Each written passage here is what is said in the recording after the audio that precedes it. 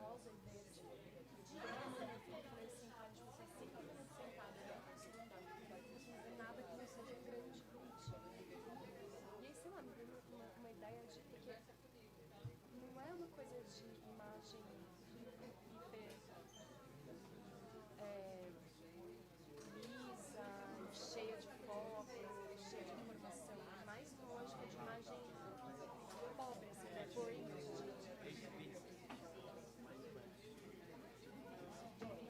Quadrado rosa e verde. Quadrado rosa e verde no centro da tela, assim, fluorescente. 5 minutos. Foi assim, ó. E o Teatro Municipal rolando na periférica, aquela moldura. Uma moldura com montagem, né? Porque é o centro. Aí depois, se alguém quiser perguntar alguma coisa, tem uma hora que a gente abre aqui para pergunta.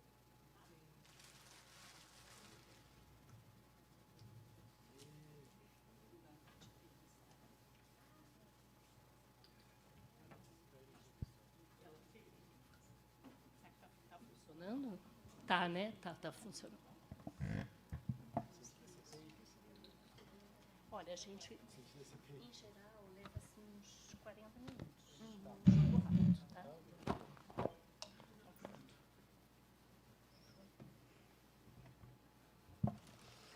Bom, então, boa tarde para todo mundo.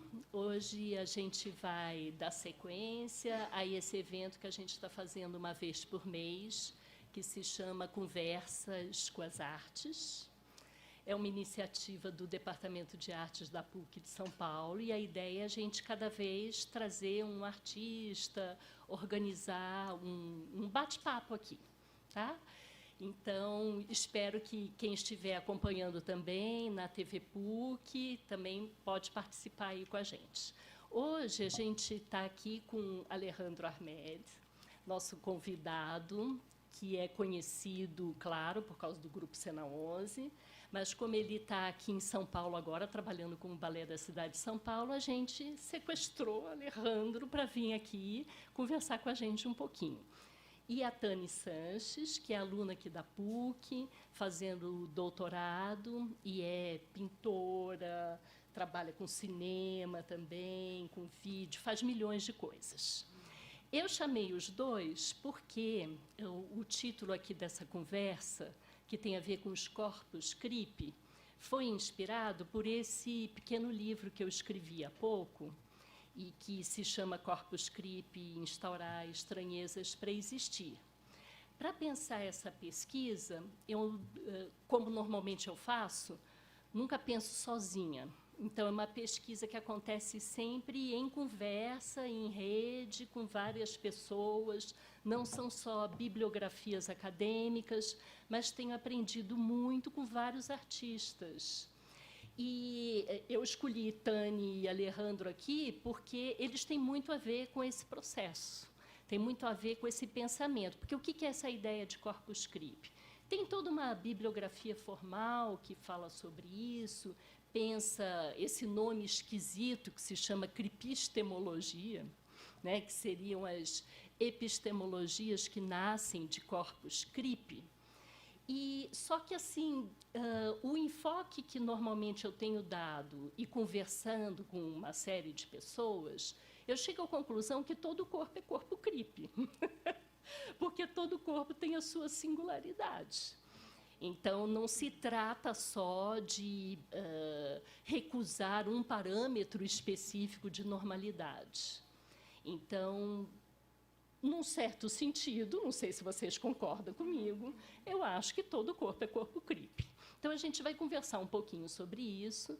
Eu primeiro queria que o Alejandro falasse um pouco. Eu não sei se você teve tempo de ler, provavelmente não. Você leu? Ah, então pronto. Ai, que chique. Então, pronto. Então, eu quero que o Alejandro conte um pouco da pesquisa dele, que tem uma interlocução muito grande, eu acho, com as questões que eu estou discutindo aqui. Eu, pelo menos, sinto uma empatia muito grande com o teu último espetáculo, e não só o último espetáculo, mas toda a tua pesquisa. Eu acho que tem temas, assim, não só especificamente a questão do CRIP, mas, por exemplo, essa não separação entre natureza e cultura, que eu vejo que é uma chave importante da tua pesquisa. Está fazendo uma cola, está fazendo uma cola. Então, eu quero que você conte um pouquinho para a gente sobre isso, e depois eu vou pedir para a Tânia falar também, e tem uma experiência extraordinária que aconteceu com a Tânia assistindo o espetáculo de Alejandro. Então, a gente vai conversar sobre isso também, como um espetáculo pode afetar, desestabilizar e reconstituir um corpo, tá bom? Então, vamos lá. Direto, com cola e tudo. Claro que eu li, né, Cris? Eu peguei, eu li bem rápido, ele é pequenininho, é fácil. Livrinho de bolso. E não foi ontem à noite, é aquele que não li antes da prova. Já li logo quando você me mandou ele. Eu acho que eu vou começar do fim, sei lá, de algum lugar, porque tem tanta história cruzada e continua tendo, né, para a gente entender também tudo isso. Mas quando eu li o título, né, Instaurar Estranhezas para Existir, isso já abriu uma série de conexões e, de alguma forma, não aponta para respostas, mas aponta para boas perguntas nesse sentido, né? Porque desde muito cedo também acho que eu concordo que todo corpo é CRIP, mas o corpo, quando ele vai ter volumes de CRIPs, né?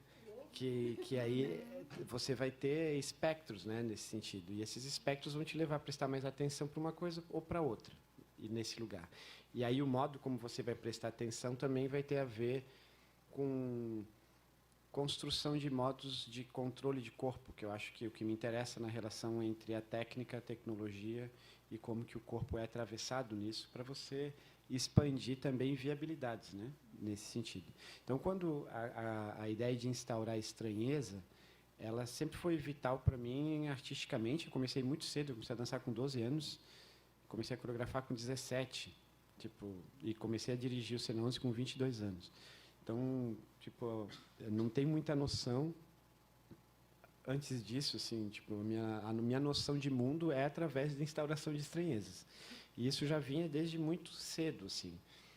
E vinha desde muito cedo pela necessidade de eu me situar em alguns pontos e conseguir sobreviver a eles, e aí tem vários pontos nesse lugar, por uma questão que só foi levada, não a sério, mas à tona, né, de alguma maneira, como um assunto, que eu nasci com uma doença congênita que chama osteogênese imperfeita, ela é hereditária, e num grau muito suave, né, porque existe grau 1, 2, 3, 4, o meu é 1, e que é aquela que deve ter filme com Bruce Willis, lá o Unbreakable, né, que é ossos de vidro, é chamado de brittle bones ou ossos de cristal. Você tem uma má formação na produção do colágeno 1, que na trama do osso faz com que ele quebre mais fácil. Ele solidifica mais fácil, mas também quebra mais fácil. Mas não é só nos ossos, né? Tudo aquilo que tem colágeno 1, o que é mais preocupante, porque todas as paredes das artérias, das veias, tudo isso é formado por colágeno 1 também. Que não é esse que a gente compra na farmácia para tomar, que é o 2. Esse para ficar bonita. Esse é outro. Não sei se esse esteja bonito ou feio também, mas... Bom, e aí, desde cedo, a minha primeira fratura foi com 1 ano de idade, né? Nem sabe, foi uma fratura vertical no fêmur. Ou seja, não dá para ver nem no raio-x. Então, eu só chorava e, meus pais não sabiam o que era, e porque não aparecia. Depois apareceu. E como meu pai também tem osteogênese imperfeita, o diagnóstico foi rápido, assim. E não tem muito tratamento. Aí tem aquelas coisas, pega sol, vitamina D, bota iodo, daí para tudo, né? E, bom, eu sempre convivi com isso, e isso, de alguma forma, me trazia também uma relação com outra ideia estrutural, que é a ideia de masculinidade, né? De ser forte, de alguma forma de conseguir não apanhar no recreio, de várias questões. E, ao mesmo tempo, com 12 anos, eu escolhi fazer dança. Então, tinham várias coisas cruzadas nesses entremeios aí nos anos 80, né? Estamos falando dos anos 80, né, pessoal? Diferente, não é milênios, é outro esquema.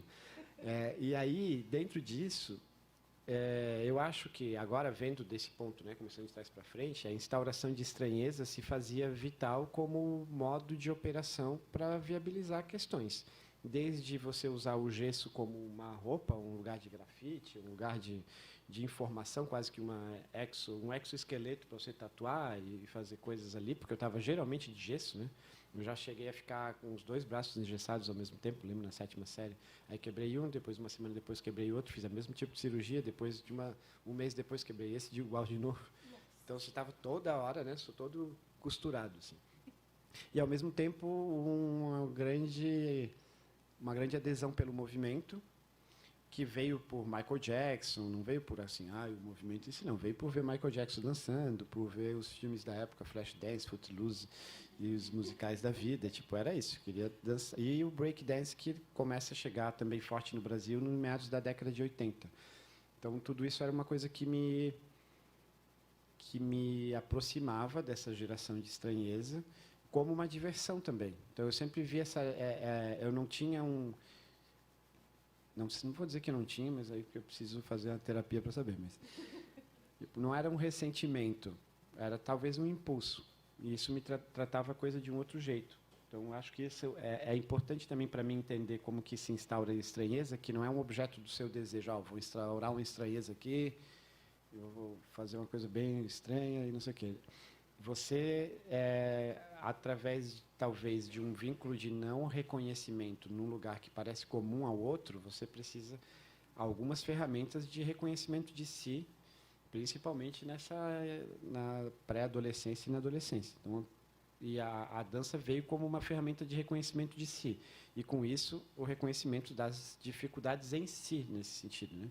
Tem uma questão que a osteogênese ela vai até a puberdade, você fratura muito, e aí, no começo da idade adulta, ela baixa um pouquinho a bola, daí você acha que você está tipo joia, e depois, aos 40 mais, ela vem de novo rachando.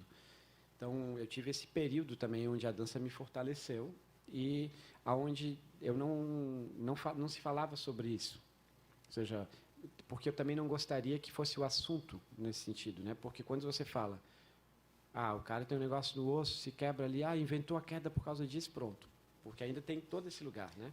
Tem uma causalidade, tem uma causalidade muito pobre que eu não queria que ela fosse colada ao meu modo de criação, às tecnologias que a gente estava desenvolvendo para o corpo, que não eram só minhas, né?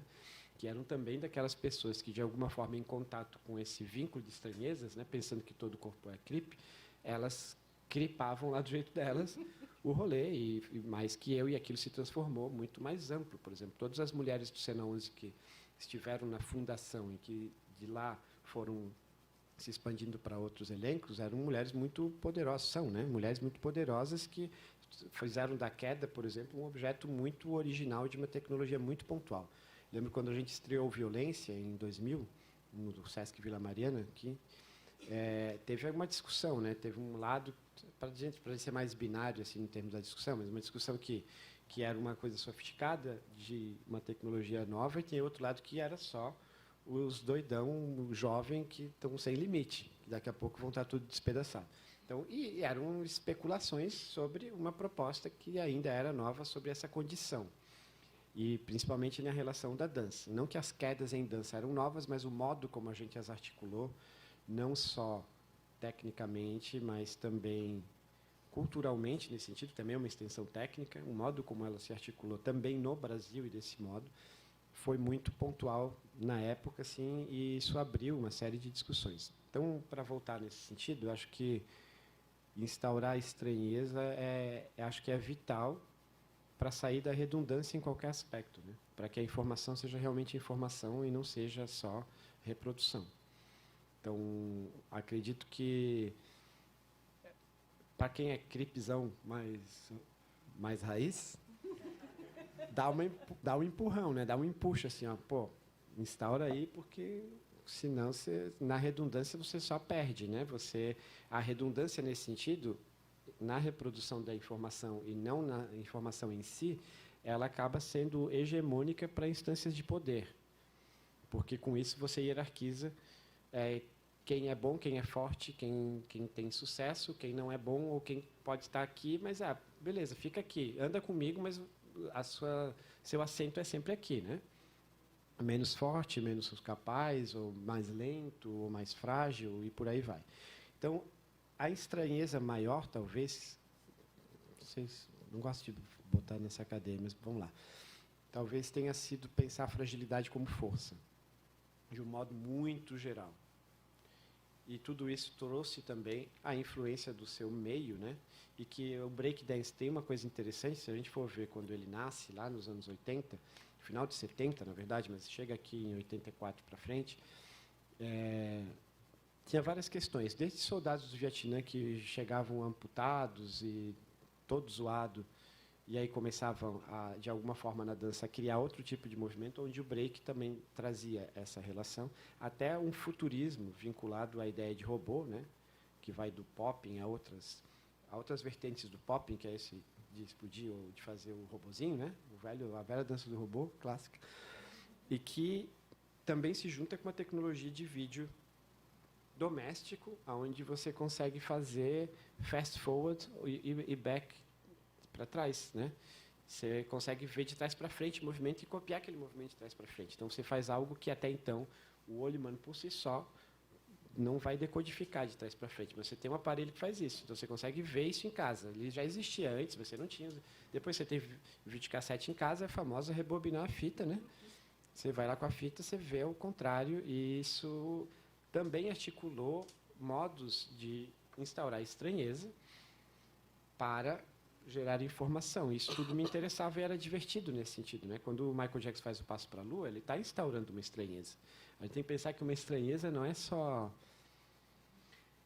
um negócio gore, né? Estranheza é tirar os olhos, pendurar e fazer, sei lá. Tipo, porque às vezes a gente fala estranheza, parece que o cara é só gore, né? Tipo assim, tem que ter sangue, furar os negócios e tal.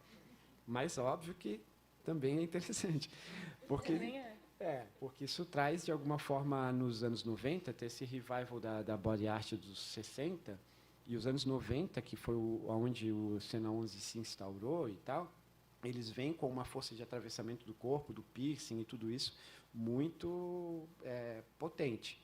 E, tipo, lá em Floripa, a gente fazia piercing na gente mesmo. Tinha esse negócio de lá bater, era ir, botar um gelão e, ó, e na raça.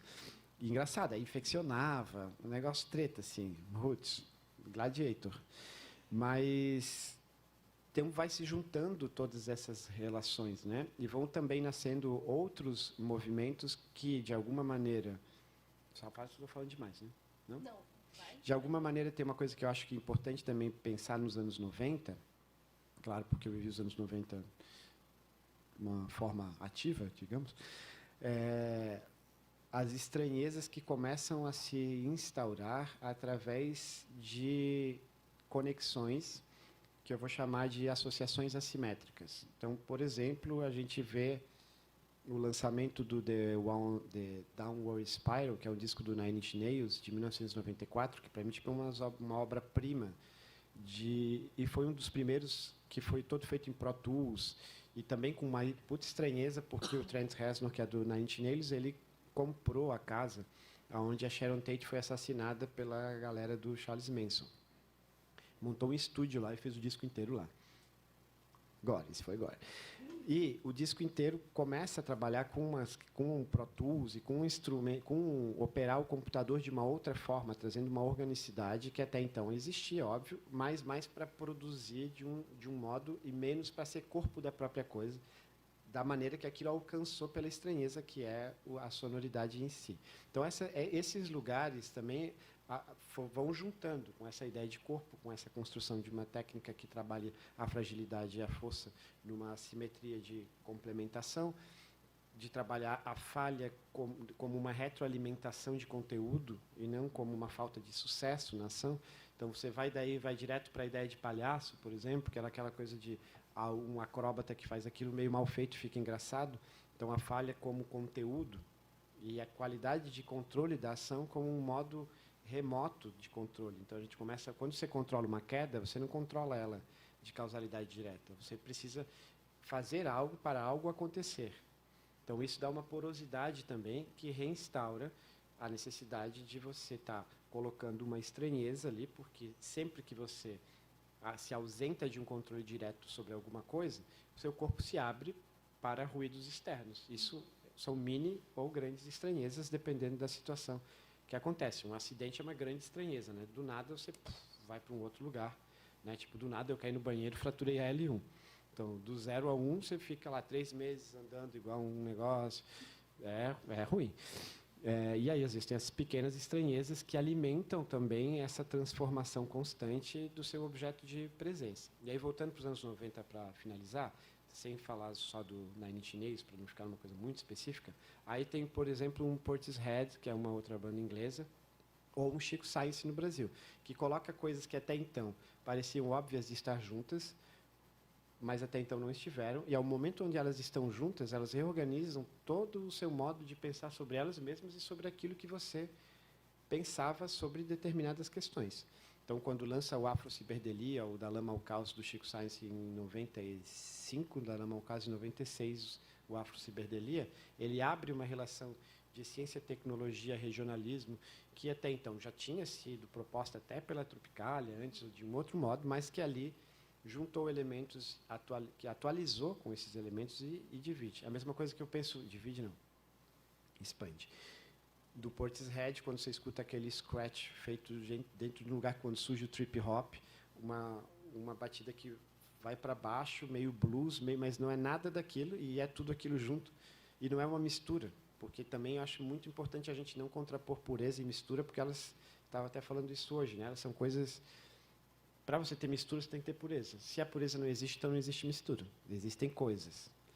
Então, a ideia desse lugar do Portishead nos anos 90, que é uma estranheza só de associações assimétricas, não é uma mistura do hip hop com o blues, com não sei o quê, sabe, que a gente sempre tenta explicar dividindo, e com isso você, de novo, cria uma hierarquia do que pode ser puro, né? Tipo, o que é puro? Seria a música clássica puro? Seria só o blues, uma coisa pura? Seria? E isso traz, de novo, outras hegemonias que vão se colocar ali para hierarquizar coisas e ocupar mais ou menos espaços fazendo isso, que é o que acontece com a gente. Então, acho que um pouco da história minha e do Cena 11, que tem 30 anos, né? Esse ano ele fez 30 anos de existência, e foi uma instauração constante, coletiva, de estranhezas, e um rigor de olhar para essas estranhezas, para cuidar delas, né? E entender o ruído como uma retroalimentação necessária para que a informação estivesse sempre ativa, sem a gente também se perder na sedução de criar uma novidade o tempo inteiro, de fazer da estranheza a sua bandeira do novo, sabe? Do modernão, do pós-modernão, ou sei lá o que pode ser, né? Tipo, que isso também enfraquece, porque você começa numa autofagia, tentando se reconhecer através do que o outro precisa de você, e aí vira fetiche de um jeito estranho e pode virar uma exotização, e dentro disso aí você não consegue também se libertar do próprio ciclo de se manifestar, instaurando realmente estranhezas e estudando isso. Não pode ter ansiedade, porque você pode ficar viciado nisso, né?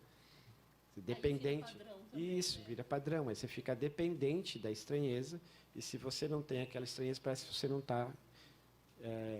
começa a se alimentar só disso. Aí é autofágico, né? Acho um pouco esse lugar. Tânia, eu vou pedir para você contar, então, para o Alê agora da experiência de assistir a Matéria Escura. Queria que você contasse, porque ele mencionou aqui essa questão da falha, da fragilidade, de como o corpo vai se reorganizando. Aí eu acho que vai ser muito legal você contar a tua experiência agora. Tá. Eu vou falar da condição que eu tenho. Isso. Eu acho que a minha estranheza... Aliás, eu não mencionei a Tânia, que fez as ilustrações do livro, né? Nós estamos nessa parceria. Sim. Bom, eu sou uma pintora que acordou cega um dia, de um olho. E aí fiquei internada por meses, tentando entender o que acontecia, o que eu tinha. E eu, de fato, tenho uma doença neurodegenerativa. Então, a minha questão visual não é no olho, é no nervo e no cérebro. É como se fosse um problema de cabeamento entre o olho e o cérebro no cabo e na entrada USB. Então, eu tenho a inflamação aonde, de fato, o cérebro produz imagem e aonde transmite o que o meu olho recebe para lá. E aí eu devo ter, sei lá, uns 10% de visão desse olho. E aí o grande lance é que eles não existem separados, né? e eles se equilibram de uma maneira muito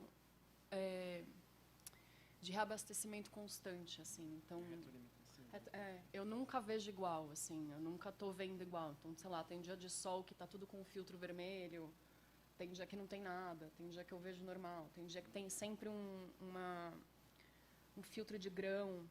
E aí é uma dificuldade muito grande, porque eu venho da pintura e do vídeo, então o repertório de vocabulário, de imagem é amplo e extremamente específico também.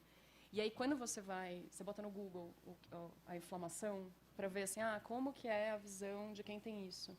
Você tem uma imagem que é uma foto normal, é sempre uma mesma imagem que aparece, que é uma Ferrari vermelha, normal. Do lado... A jurerê internacional.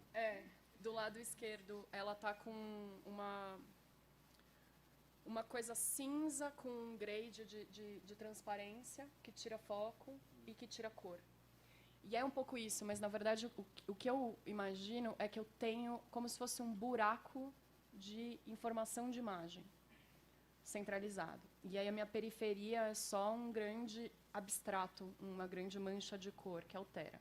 E a grande viagem é que é esse olho, com um olho que está funcionando de uma maneira que é esperada, ele cria um resultado maior. Mas aí eu tenho um tique que é todo lugar que eu vou, eu faço assim, para ver o que eu vejo com ele. E aí eu comecei a entender que toda vez que eu vou num espetáculo cênico, é maravilhoso. É tipo uma experiência de, sei lá, tá vendo uma pintura em movimento, tá vendo qualquer outra coisa. E aí eu fui, na verdade, antes de ver eu vi Matéria Escura, mas o Matéria Escura foi quando eu tive o problema. Então eu vi ele virtual, enfim. Eu vi a primeira vez no Municipal, o 68. E aí ele tem aquele cenário que tem uma estrutura que eu acho que é um estrobo atrás, né? Ele tem um metrônomo de luz. E depois no final tem um... Fala aqui, Ali. ele tem um metrônomo de luz e tem no final ele tem, a gente chama de tormenta, mas ele tem um jogo randômico sonoro visual de luzes depois das vozes. Esse jogo randômico e sonoro de luzes cria alguma relação com a informação de impulso elétrico que faz esse buraco de não informação produzir uma informação. Legal. Então não é que eu vejo normal, mas existe uma imagem onde não existe, onde é um cinza, uma massa cinza. E aí essa imagem foi, desde a primeira vez, a primeira experiência foram ver as bailarinas, os bailarinos em cena. A segunda experiência no MASP, no Eu Não Sou Mais Sou Eu em Mim, foi uma parede lateral, então era uma viagem muito louca, porque era alguma coisa que respingava nesse olho. Eu estava sentada de um lado, esse olho... Tem uma cruz ao contrário, batendo a 150 BPM o tempo todo. Aqui o tempo inteiro, no olho que eu vejo, e esse olho eu não vejo nenhuma luz de tela. Você pode acender um celular e enfiar aqui, eu não reconheço. Nenhuma, eu faço assim, você bota um computador, nada, não existe. E aí é isso, assim, não é que existe de outra cor, não existe. E foi uma viagem, e a segunda vez que eu vi essa coisa do glitch. Então formou um grande glitch rosa e verde. E aí começou a virar uma chave para mim de uma ideia de imagem de baixa qualidade, assim, que é, sei lá, essa ideia dessa imagem que vai sendo screenizada, assim, você vai dando, sabe, shot screen, vai reproduzindo e ela vai perdendo qualidade. Minecraft. Aquele joguinho que é 8 bits. Né? Mas para além do Minecraft, essa coisa de você reproduzir uma mesma imagem com várias... Sim, aí ela vai perdendo qualidade, vai criando um ruído que conversa com uma ideia de ruído do analógico, mas de uma outra ordem, assim. Do pixel também, né? Do pixel. E aí eu acho que é diferente um pouco de te ouvir, porque eu não cresci com essa relação da visão, né? Minha relação era completamente... Ela foi... cortada, assim, onde eu acordei e não tinha mais. E aí o fato da doença ser neurodegenerativa e ela tá cuidada, eu estou fazendo um tratamento experimental, então eu me coloquei enquanto cobaia de uma medicação nova também. E aí tem esses efeitos de que a qualquer instante pode acontecer de novo e pode acontecer qualquer coisa, porque a sensibilidade da inflamação dentro do sistema nervoso central, se ela é aqui ou se ela é aqui, os sintomas são completamente diferentes. Essa que é a característica da esclerose múltipla. O seu é o ossos de cristal. A esclerose, eles falam que é a doença da impressão digital. Cada um tem uma. Ninguém tem uma esclerose igual a outra. E ela pode se desenvolver, tanto numa maneira progressiva ou mais agressiva, ou se manter com essa ideia de surtos. Só que... e aí a estranheza acontece porque manteve uma sequela, né? E aí é um pouco... Eu não sei, eu fico pensando um pouco nessa ideia desse ambiente, de ter esse corpo que está o tempo inteiro em construção, aberto, nunca pronto, nunca realizado, num ambiente que tem diversos pensamentos que estão atravessando de estímulos assim, que conversam já com essa estranheza. Aquilo que eu estava falando antes, eu vou especular, né? Porque é uma especulação plena aqui, jogos de especulação, bora. Uma fabulação. É uma fabulação, para ser mais bonito. Vamos lá. Eu também fiquei surdo, né? Por causa da osteogênese. Então, em 2019, eu perdi quase toda a audição do direito. O esquerdo já era zoado desde os 19, mas eu já estava de boa. Mas aí, quando rolou isso aqui, foi mais treta, porque você perde um senso muito importante. E o divertido foi que eu fui atrás para pesquisar. E aí, como as órteses, os aparelhos auditivos são muito bons hoje em dia, muito bons mesmo, então eu fiquei felizão também, porque aumentei minha qualidade tecnológica, fiquei ciborgue e consegui suprir também essa melancolia da perda de um sentido, né? Que é muito grande e que quando a gente tem o sentido e a gente perde, essa melancolia ela pode ser muito fatal, assim, né? Porque o tempo inteiro você fica com saudade de, em vez de você apontar para frente e se regular, olha que legal que você está ouvindo diferente, isso é legal nada, porra, eu quero ouvir as minhas paradas como eu via antes, eu quero, sabe? Mas a gente tem também uma falsa ideia de que todo mundo escuta e vê igual, sim, e de que a gente faz as coisas separadamente, né? A gente só vê, a gente só escuta, a gente só sente o cheiro, a gente só sente o toque, Isso. e é tudo ao mesmo tempo, o tempo inteiro, né? E acho que a melancolia é justamente isso mesmo, não é uma melancolia cultural, né? É uma melancolia que você também tem preguiça de ver que a gente não faz isso, você tem que exercitar, porque o conhecimento ele chega, mas a prática, ela às vezes é dolorida, né? Por mais que o conhecimento seja incrível, mas a prática do conhecimento nem sempre se incorpora com mais ou menos velocidade.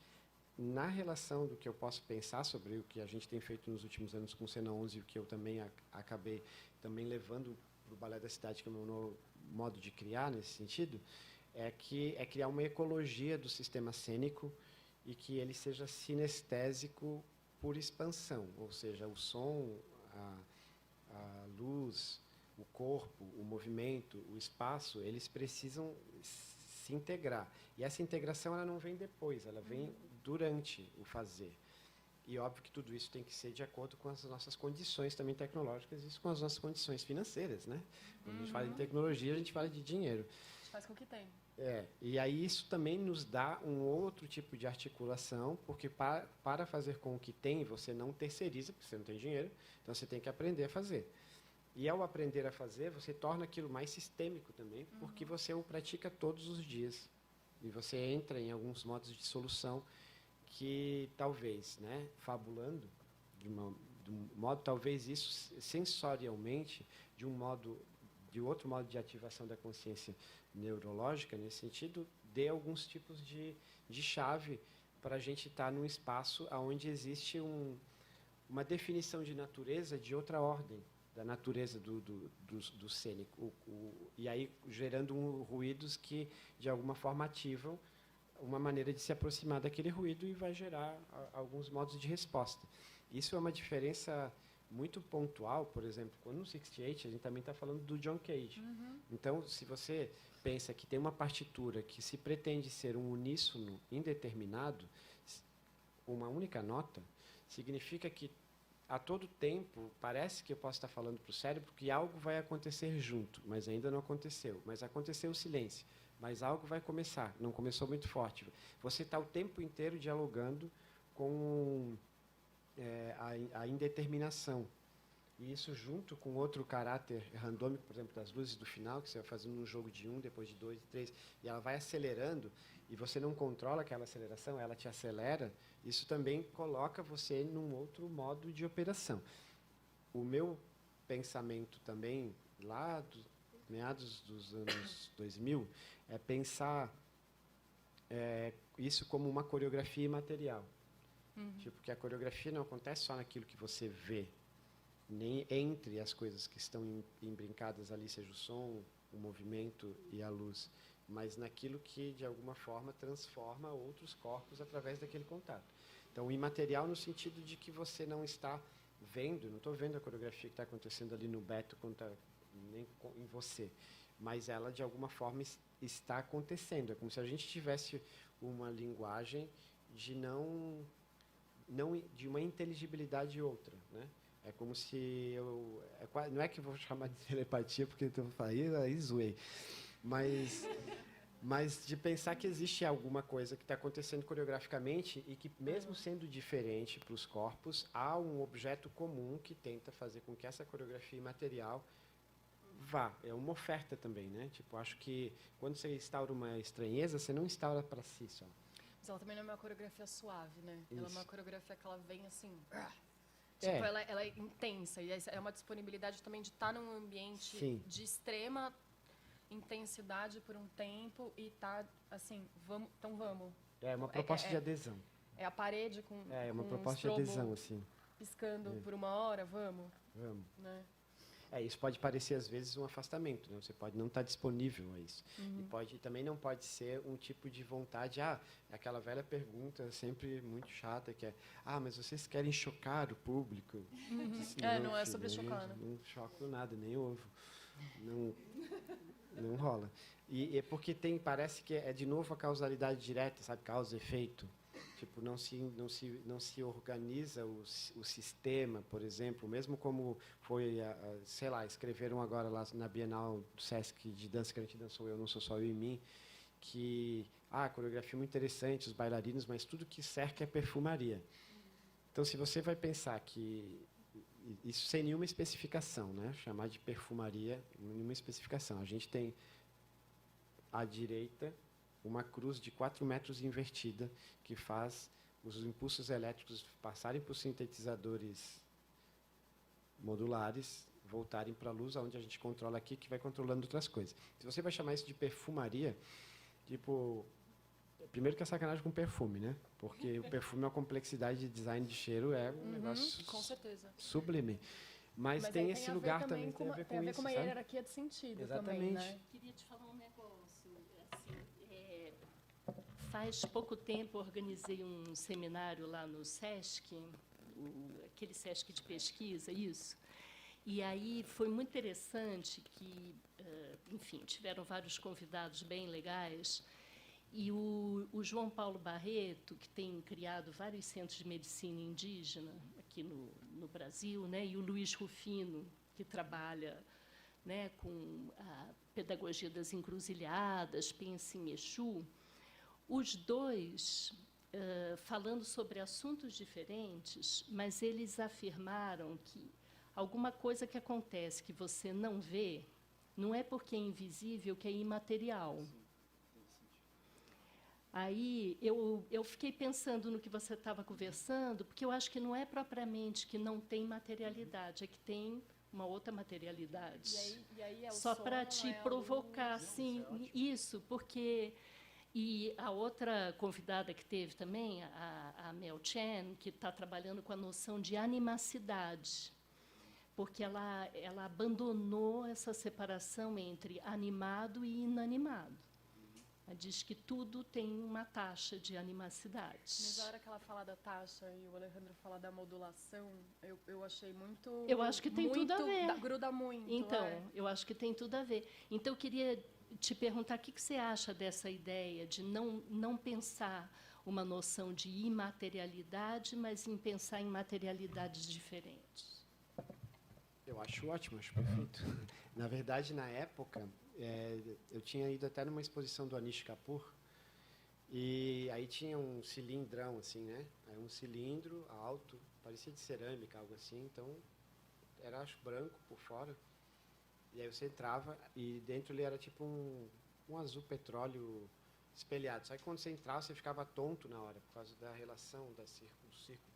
E aí, assim, então a obra não era nem o cilindro, nem a cor, nem só o meu corpo, mas a relação. E nem só aquela tontura, era tipo Então, no fundo, talvez chamar de coreografia imaterial é um pouco esses slogans que a gente acaba carimbando, que servem também para a gente chegar e abrir, imaterial por quê? Não necessariamente, e ir trocando as questões. Então, ó a Siri aqui, ó. Tá querendo conversar também. Ela fala comigo na minha cabeça, no meu aparelho, a Siri. Eu falo alguma coisa. Bom, e aí eu acho que realmente é matéria. Talvez seja interessante pensar o deslocamento de como que essa matéria acontece, né? Porque é como o átomo, tipo, a gente não está vendo o átomo, mas ele está acontecendo o tempo inteiro. Então, assim, é matéria. Mas talvez o problema sempre seja essa linearidade, né? Essa causalidade, essa reta que a gente quer, de alguma forma, para definir as coisas, para poder se comunicar. Talvez o problema seja de semântica, não só de sintaxe e de comunicação. Porque a comunicação também muda a nossa cognição, tipo, o modo como a gente se comunica. Então, por isso que é importante a gente mexer em sintaxe.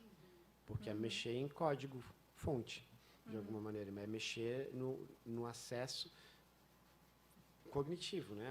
De como, de alguma maneira. E mexer em sintaxe não significa só mexer em linguagem no sentido que é uma questão agora que eu estou martelando, que é a relação entre linguagem, comportamento e matéria. Matéria foi o Beto que colocou ali, eu puxei.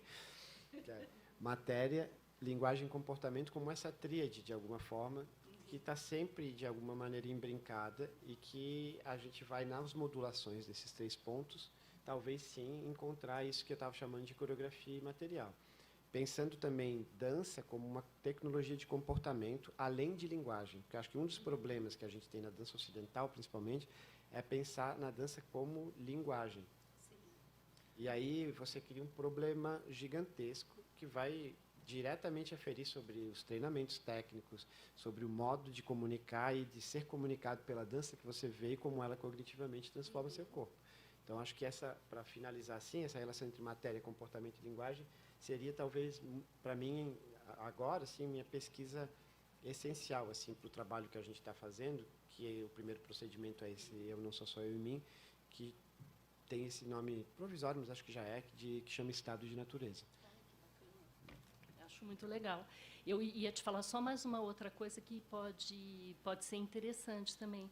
Teve alguns anos atrás, assim, o Antônio Negri, né, que é um filósofo que fala muito sobre as questões do trabalho e tal. Ele escreveu até livros, artigos falando sobre trabalho imaterial, que era um negócio assim que recuperava uma coisa do pensamento marxista, né, que o trabalho imaterial seria aquele trabalho que ele não tem um produto outro diferente do próprio processo de trabalhar e de criar. E aí, depois, ele mesmo começou a pensar, eu não sei se esse termo imaterial é legal para falar do trabalho, porque talvez isso que a gente está chamando de trabalho imaterial é aquilo que é o mergulho mais profundo na concretude. Então, não tem uma coisa de abstrato e de falta de materialidade. Sim. E eu acho que esse negócio de mergulho na concretude tem muito a ver com o que você está falando. Sim. Tem tudo a ver com essa questão.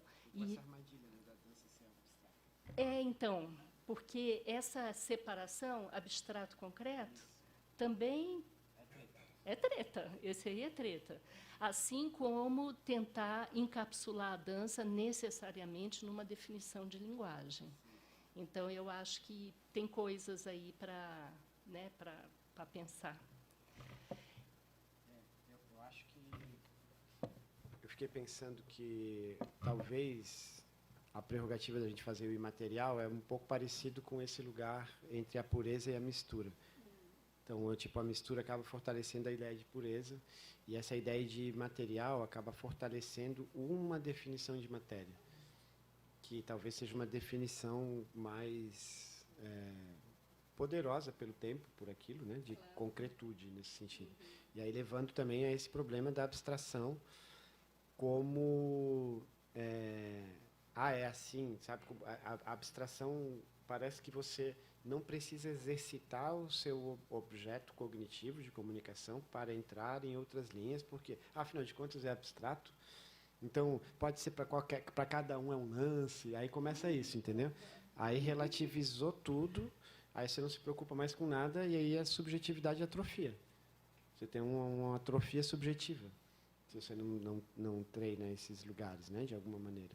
A gente está passando, né, nos últimos anos, assim, o objeto, talvez, da própria educação é no sentido de uma atrofia subjetiva para nivelar tudo nesse parâmetro binário, linear e pobre, né? Acho que a chave do imaterial tem a ver com essa coisa do binário também, né? Pensar novas materialidades é tentar criar um modo de pensar a materialidade que foge dessa ideia do que é, do que não é, do que é concreto, do que é abstrato, do que é figurativo, do que é abstrato, do que é material, do que não é.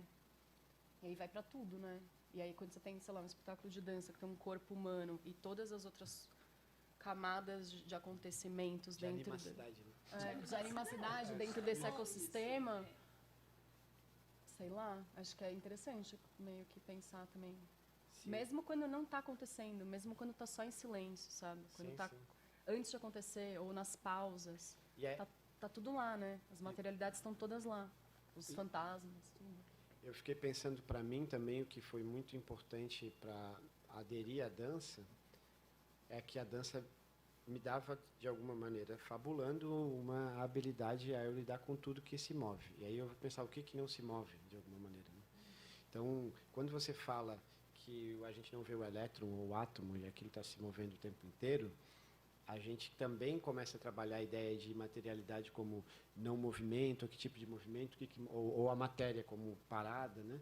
Então, eu acho que é um problema do movimento. Então, sendo um profissional do movimento, me interessa pelos problemas do movimento. Que aí, no fundo, você acaba se interessando por tudo. Sim. Essa autora que a Cris citou, a Mel, ela cria esse espectro de animacidade a partir de uma experiência em que ela fica sem conseguir se mover.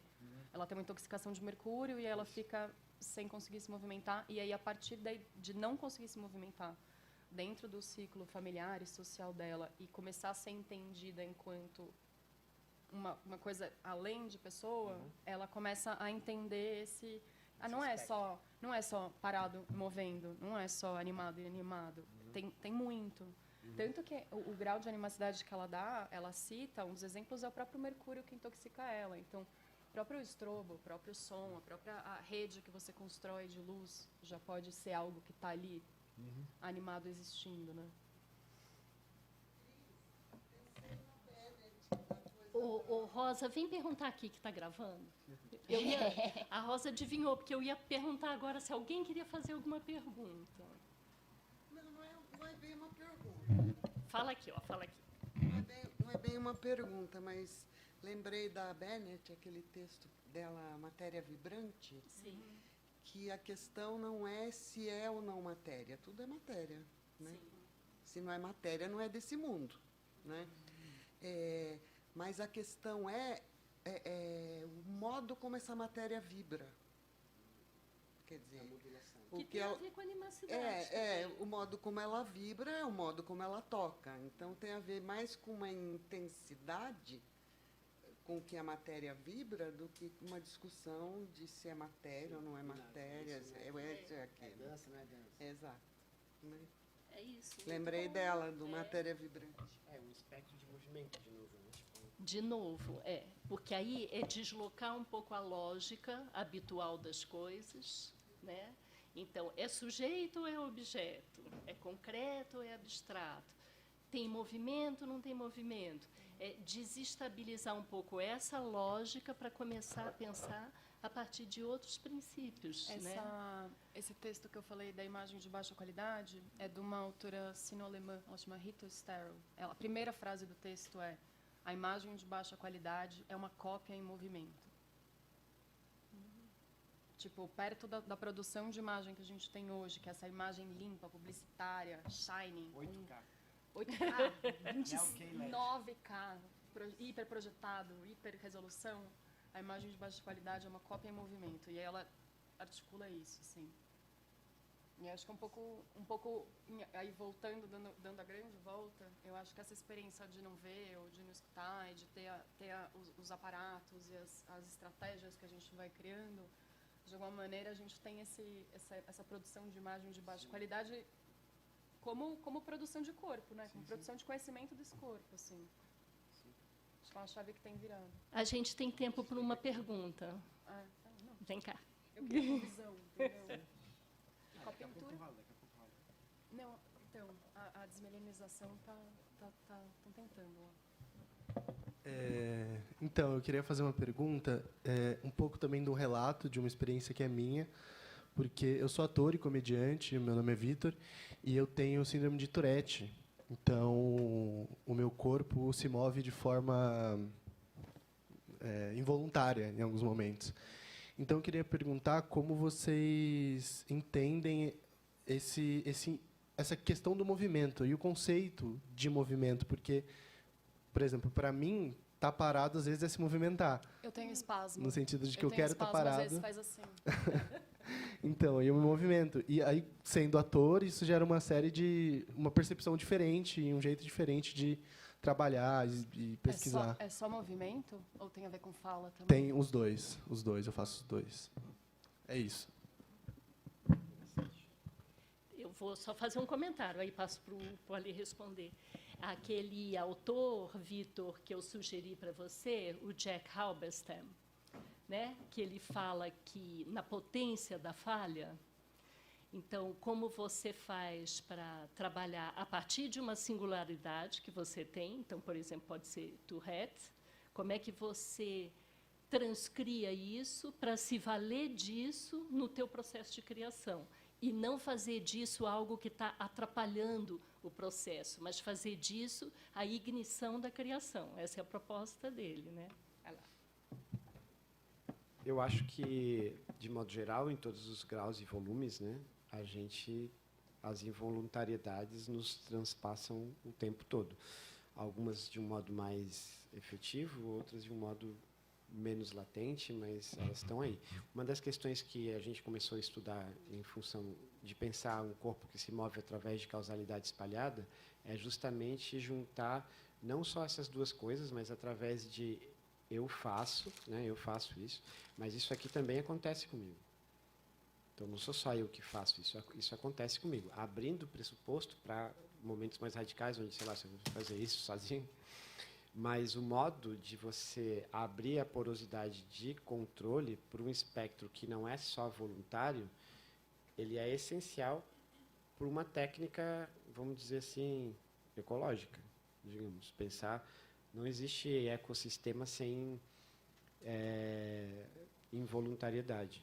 Ou seja, de a gente saber também das fragilidades e inviabilidades de sucesso em determinados pressupostos, para que a gente entenda e redefina também a ideia de sucesso e a ideia de falha.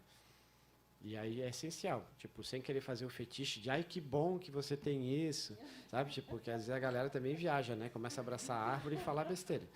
Tipo, ai, que legal que você quebra o osso. Ai, que massa que você vê colorido. Tipo, não, tipo, não, filho, não é bom. Não é bom eu não ouvir. Que aí a gente vira os esquisitos. Não, aí você vira, tipo assim, a pessoa te abraça. Tipo, não. Fica na sua. Tipo, mas, sabe, não é nesse tipo de incentivo que eu acho uma coisa meio boba também, para não dizer pouco, né? Tem o incentivo e tem o... então. Vai, tá tudo bem. Tipo, não, né? Tipo, sim, eu sei que está tudo bem, mas A você não está, né? Pelo que eu vejo com você, não. Assim, comigo tá. Mas acho que é tecnicamente muito poderoso para a gente trabalhar lá essa ideia de que a ação não é só o que eu faço, mas o que acontece comigo. Isso é muito difícil de treinar. Então, às vezes, com alguns pressupostos, que se eu não levantar de determinada forma, meu pé quebra muito fácil, tipo uma cream cracker. Tipo, é muito chato. Então, eu tenho que entender um modo de andar nesse lugar. É bom? Não. É ruim? Também não, por isso. É específico. Mas pensar no movimento como esse lugar que acontece enquanto eu faço e faço para acontecer, e isso é uma coisa que, na dança ocidental, por exemplo, ele já é negado desde o princípio, porque você é o que faz, né? Quanto mais você fizer, essa ideia do fazer, que é uma ideia de reprodução também, que acaba tirando a ideia de presença na sua amplitude da porosidade entre corpo e ambiente. Eu acho que tem tem uma coisa a ver com uma desestabilização de controle também. Assim, eu que acabei de chegar no exército creep aqui. Não sei, assim, a grande viagem é tipo, cara, pode acontecer qualquer coisa a qualquer instante, independente da medicação que eu tomo, independente de N questões, assim. Então, acho que desestabilizar a ideia de controle, eu, ouvindo o que o Alejandro está falando, eu fico me perguntando se tem a ver com arbitrariedade também. Porque é arbitrário. Então, se eu tenho um movimento que eu também não controlo, como que eu lido com isso, assim? Tipo, é um aprendizado, é também estar aberto de um jeito que não é só você, né? Quem está em volta está ali também. Sim. Numa ordem do cotidiano, menos numa ordem da organização enquanto coreografia ou dança, assim. Eu lembrei de uma coisa do John Cage, que eu acho que tem a ver. Porque quando ele e o Cunningham começaram, né, ele antes do Cunningham, na verdade, fazendo as pesquisas e pensando nessa relação arte-ciência, e pensando em meditação, em budismo, e aí eles vão chegar na lógica do acaso. E, assim, é como o Alejandro falou, tem situações diferentes e graus diferentes, mas tem um descontrole que é inerente à vida. Fica só mais explícito, mais escancarado. Assim. Então, assim, por exemplo, eles levam isso para pensar a coreografia, num momento onde, supostamente, coreografar era uma ação absolutamente controlada. Tem um controle de um coreógrafo. Bom, e se a gente deixa vazar a lógica do acaso aqui? Aí, isso gera uma outra coisa completamente diferente. Não só na coreografia em si, mas na relação com a música, na relação com a espacialidade. Vindo do Cage, né, que eu dei uma estudadinha para fazer o rolê, justamente porque a gente ia fazer Cage com orquestra, acho que foi a primeira vez, ou a segunda, feita na América Latina, que tocou Cage com orquestra. Que foi uma dificuldade. Eu achei que a orquestra ia estar animada, mas não ficou animada, não. Mas tudo bem. Segue o baile. Mas na tradição da música, a partitura é um elemento muito forte e que a dança também, por ficar nessa relação, por muito tempo ficou nesse lugar como partituraremos. Se nós não partituramos, não somos tão sofisticados, ou tão eruditos, ou tão preserváveis, ou tão, sei lá o quê, como a música. Então, esse lugar da partituração também cria essa outra matéria visível, né, da leitura das questões. Agora, até esqueci do que a gente estava falando antes, qual era Eu comecei a falar do Cage, do acaso, aí você falou... sobre o controle, sobre o acaso, sim. Controle, arbitrariedade e acaso. É que a gente, na real, não tem controle, tem que ser meio estoico nesse sentido, né? Tipo assim, aquilo que você não consegue resolver, está resolvido. É que a gente fabula, Tipo, a gente finge muito bem que esse controle existe, né? Porque aí, tipo assim, você não controla o bagulho. Você tem que controlar que você não controla, você saber, tipo assim, é isso. E aí, claro, você precisa... A partir disso, você vai amadurecer as ansiedades, as questões que trazem, porque é um lugar, tipo, quando você tem esse negócio no osso, também você vai descer uma escada, se você recua muito, você acaba... A ideia de se preservar acaba fazendo você não viver. Então, qual é a relação entre preservar e viver nesse sentido? Você está vivo e está se preservando nesse sentido. Aí você vai ver as modulações necessárias, né? Tipo assim, beleza, agora eu vou no half pipe ali, vou dropar de uma rampa de 7 metros. Não está muito inteligente, né?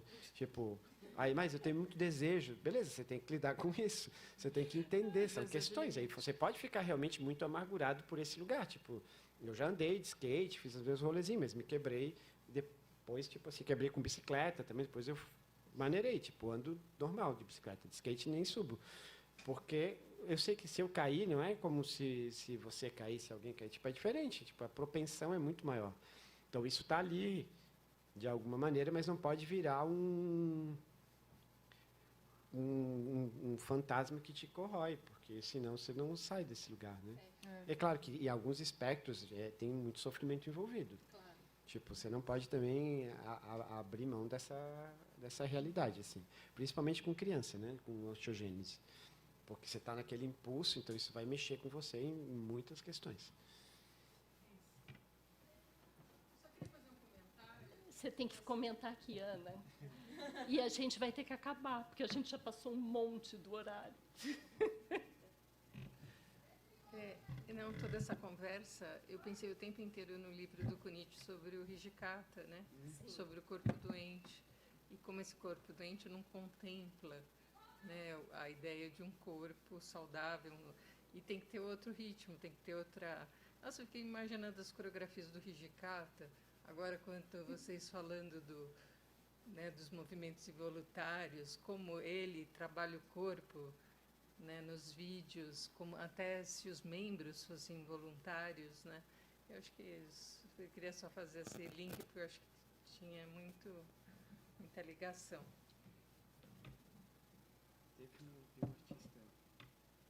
Agora, só um comentário mesmo sobre a questão do Hijikata. Tem um artista chamado Choi Kai-Fai, que ele trabalha com programação e com impulso muscular.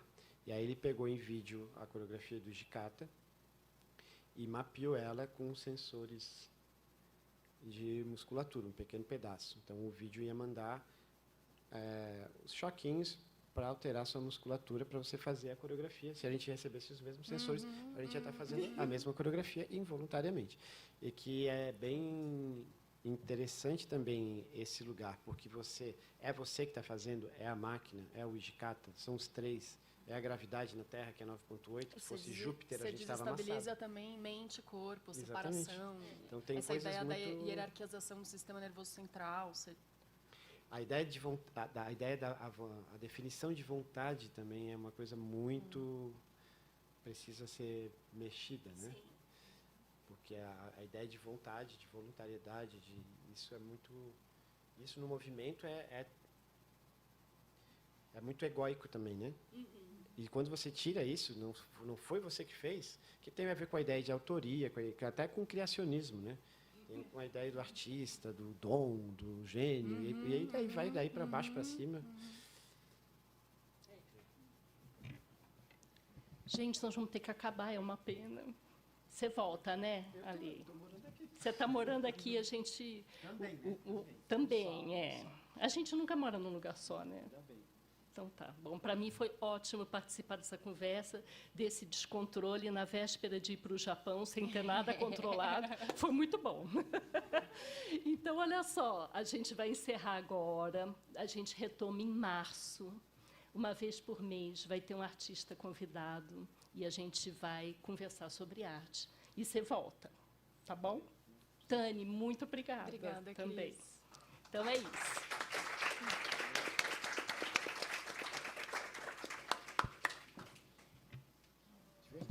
A gente ficava a tarde toda conversando. Faz um vinhozinho e tal. Nossa, então, faltou. Precisava de um dia que não estiver numa corrida só de horário de almoço. Assim. Sim, porque também eu estava lá no meio do ensaio, aí como eu estou trabalhando com uma residência que tem A gente vai no do... Pois é, a Ana me falou, gente.